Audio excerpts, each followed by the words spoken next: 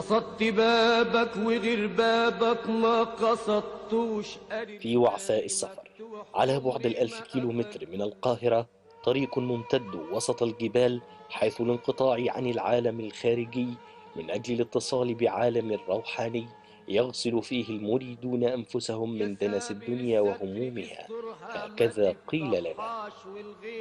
ومما قيل أيضا إن مقام الحسن الشاذلي هو كعبة المريدين، وزيارته كعمرة للفقير. بات السؤال ملحا والإجابات متكررة متشابهة، فما قصة هذا الأمر؟ مين بقى الشاذلي ده؟ رجل صالح. مريدين الطرق الصوفية أو الصوفيين بيعتقدوا في ذلك إن هو رجل صالح. كان جاي من المغرب، وتحديدا من مدينة اسمها سبتة.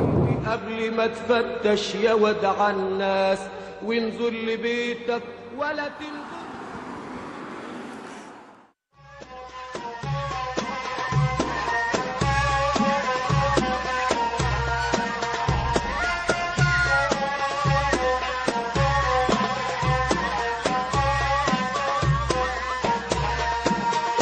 بعد المدح في المكمل أحمد أبو ضرب سايق، أحكي في سيرة وأكمل عرب يذكر قبل ذلك.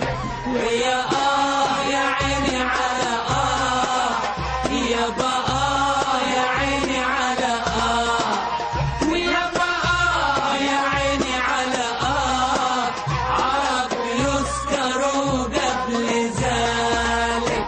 وفي حميثرة سوف ترى، يقال إنها آخر جملة نطق بها الشاذلي قبل وفاته، وصارت تلك الجملة آذانا لأتباعه من كل بقاع الأرض.